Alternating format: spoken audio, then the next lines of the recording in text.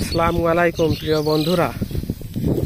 এখন এই বৈশাখ মাসে আমাদের এই গ্রাম অঞ্চলে এই ইরি ধান কাটার কাজ করা হচ্ছে। এই যে ধান কাটা দেখছেন, আমাদের অঞ্চলে এইভাবে হাতের আন্দাজে এই একতাড়ি করে এই বিচলি করা হয়। আর এই বিচলি মানে কোন হিসেবে বা কাউন্ট হিসেবে বিক্রি করা হয় সেটা হচ্ছে 2,500 থেকে 3,000 টাকার মতো কাউন্ট বিক্রি হয়। তাই 1 বিঘা জমিতে এরকম 1 কাউন্ট 1.5 কাউন্ট করে এরকম বিচলি হয়। মানে আবাদ ফসলের পরিচর্যা করে এটা নির্ভর করে। তবে সব চাষি বা সব কৃষকের কিন্তু একই রকম ধান বা বিচুলি হয় না। আর এই যে আমার এই যে ভাইরা ধান কাটছে, এই ধান কাটা বান্ধা 3,000 3,500 টাকা হচ্ছে বিঘে। এইরকম একজন মানুষে সকাল থেকে দুপুর পর্যন্ত বা বেলা 2টা থেকে আসরের নামাজের পর পর্যন্ত হচ্ছে 1,500 থেকে 2,000 টাকা উপার্জন করতে পারে। এই কারণে ধান কাটা বাঁধার সময় আমাদের গ্রাম অঞ্চলের মানুষের মনে অনেক আনন্দ উৎফুল্লতার কাজ করে। মানে যারা কৃষক বা যারা কাজ করেন, আবার যারা ওই যে গাড়িতে ভাড়া মারেন, সব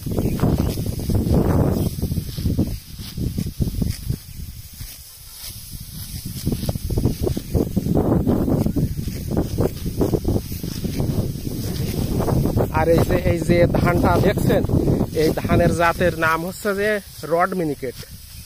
আমাদের এখানে এখন 1250 থেকে 1300 টাকা মতো এই ধানের মন।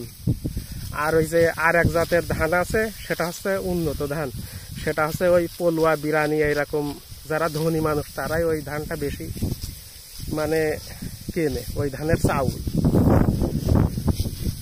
আর এর ভিতরে আর একটা জিনিস আছে, সেটা হচ্ছে ওই বাসমতি ধানের কিন্তু দাম বেশি, 15 থেকে 1600-র ভিতরে ঘোরাফেরা করছে আমাদের এখানে।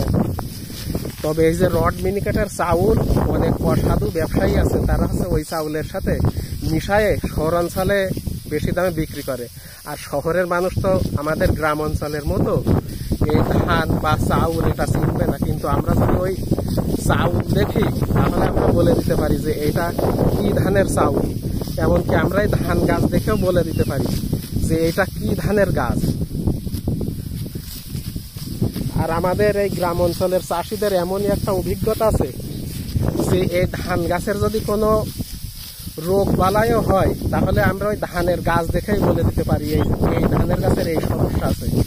সেইভাবে আমরা সার কীটনাশকের দোকান থেকে ওই কীটনাশক বা ইঞ্জিন নিয়ে এসে স্প্রে করে আমরা এই ধানের গাছকে আবার সুস্থ সবল করে তুলতে পারি।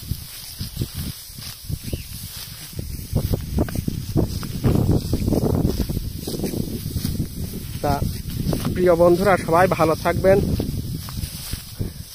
আবার আগামী ভিডিওতে ইনশাল্লাহ কথা হবে।